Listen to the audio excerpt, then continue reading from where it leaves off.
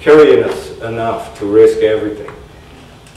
And the Bible tells us that this world as we know it comes from that curious bite. I sometimes wonder how Newton or Einstein would feel if they found out that the universe was one mighty joke. That it was but a dream brought about by curiosity. But of course, unless aided by the revealed truth, no one, and Baba means no one, no matter how brilliant, can approach the mantle of truth. Within all of us, way down at the bottom, lurks this most original of curiosities. This questions that ask, who am I? This is the question of all questions, the ultimate question that underpins all that we do. This curiosity seeks but one thing, the absolute truth of one's existence. This curiosity is to be celebrated, not condemned as idle intellectual inquiry. Of course, without love guiding it, there must have been an error. Intellect alone would How could modesty be a bad thing? But it can be a useful tool in grasping and assimilating these words. These are the revealed truths, and they become more and more beautiful the deeper you look into them. And they become more and more real the more you take them seriously.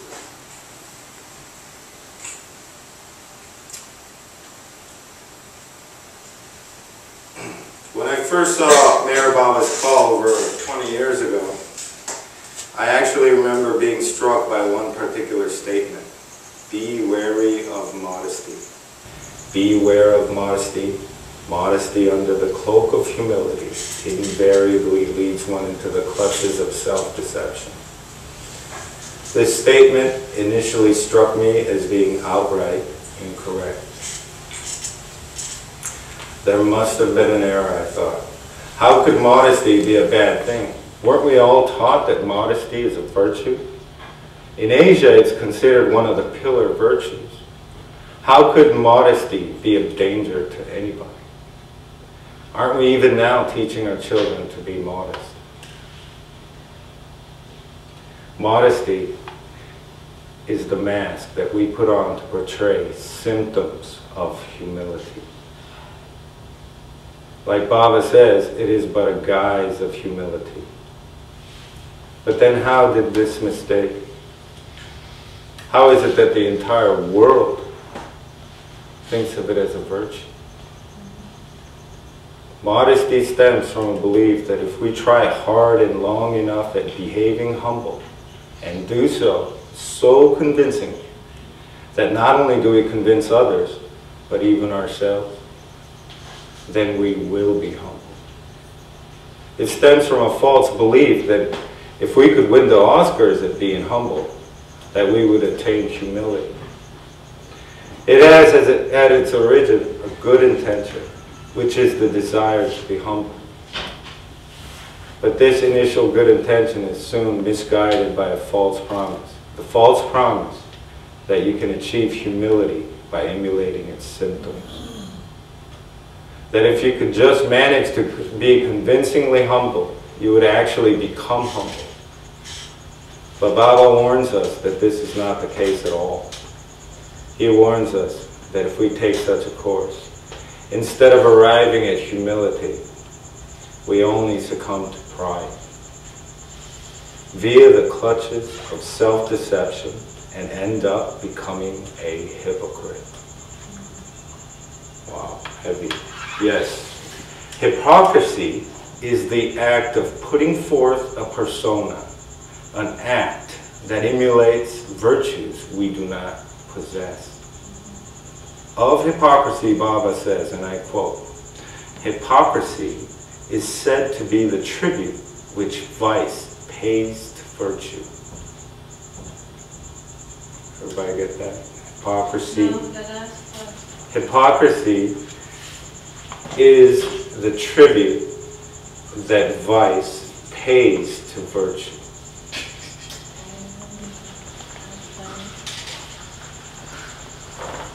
If so, Can everybody hear me well in the back? Yeah. It's not muddy. Hey, Mark, can you explain that a little? The quote from Baba? Yeah, the truth. Yeah, it's really something. When I caught this quote, it's as if vice, on the vice side, there's a complete awareness of virtue.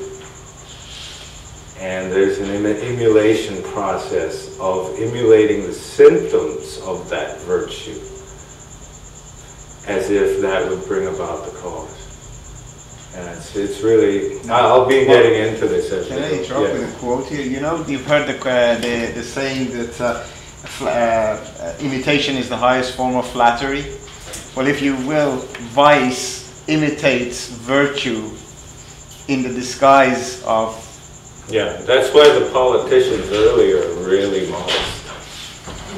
Yeah, and Baba says that later on, in their sincere belief, you actually fall for your own balloon completely. And so if so, modesty is the vice that pays tribute to the virtue of humility. Now this one is my opinion. If hypocrisy is the tribute which vice pays to virtue, modesty, one of the vices, it pays tribute to the virtue specifically, humility. Yes, modesty is a vice. It is a vice, for it teaches us to put on an act. By acting humbler than we actually are, we become hypocrites. And how bad is this hypocrisy? Baba says, and I quote, "Hypocrisy is the worst thing," unquote. Can you explain that? No, actually there's a little more to it. It says hypocrisy is the worst thing, / in every walk of life it consciously or unconsciously persists. And that's the end of the quote. It's really interesting. I didn't know you could be unconsciously a hypocrite. It doesn't even necessarily have to be conscious, it seems. I don't have a complete answer on that one. He even says... I'm sorry, these are from discourses, Baba's quote? This one is not. The one I just read is not. This next quote is from Practical Spirituality. He says, "To be an atheist, not to believe in God, to be bad even, is better than to be a hypocrite." Yeah. So how does modesty, which started with the best of intentions, it starts with a good intention of wanting to be humble, invariably give us the worst possible result? How does the good intention of wanting to be humble end up making us proud? The simple answer is because of our efforts. Misguided efforts that attempt to adjust our external behavior instead of relying on God to make the changes internally.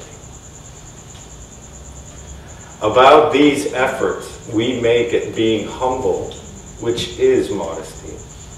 Baba explains that, quote, "Not only do these efforts at humility on man's part not express strength, they are, on the contrary, expressions of modesty, born of weakness," unquote. He tells us in the discourses that all such efforts are doomed. In the discourses, Baba explains, just as the eye cannot see itself, so the ego is unable to end its own existence. All that it does to bring about self-annihilation only goes to add to its own existence. It, the ego, flourishes on the very efforts directed against itself. Wow. So what can we do about it? What can we do about our ego? What can we do to be humble? Nothing. Absolutely nothing. If every effort we make to reduce our ego makes it larger, then the most sensible thing to do would be to do absolutely nothing about it. Sort of like being in quicksand. But there must be something we can do about it. Why else would Baba have given us all these revealed truths? Just so we can know that there's something wrong with us? It was when I asked this question that I realized that the answer I sought was staring me back in the face. The answer was built right into the question. In his book, Effort and Grace, Darwin Shaw calls it effortless effort. Has anybody read that? Effortless effort, you know? That really caught my attention, and I think I was dysfunctional for a week.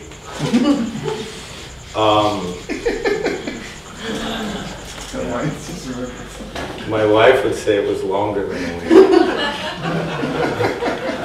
It is like the effort of a child who wants to learn how to crawl. It is a reasonless effort, like curiosity or love, which also is reasonless, and thus effortless. By shedding the light of truth on modesty, Baba exposes it for what it is. He awakens in us the awareness of modesty's hypocrisy. By knowing that modesty is but a guise, we shed the garbs of modesty, not by effort or coercion, but naturally, for we now see that it is hypocrisy. By shedding the light of truth on the very ignorance that lures us into modesty, we relieve ourselves of this tireless duty of always having to act a certain way to be liked or to be respected. Would this not be the intention of these beautifully crafted words from Baba? Baba says in the call, quote, "Awaken from your ignorance and try at least to understand." Understand what? These revealed truths. The Discourses tells us that by adjusting our perception in accordance with his descriptions, we automatically rearrange our value system, which in turn automatically adjusts our behavior, naturally. A humble person does not adjust his behavior to suit. A humble person does not care enough about his own external behavior. He neglects the external self and looks within. A humble person has lost his mask and doesn't care to look for it. When you take the revealed truth to heart, you start to see the world anew. But this takes courage. It takes courage to let go. Adjusting the external behavior is self-coercion.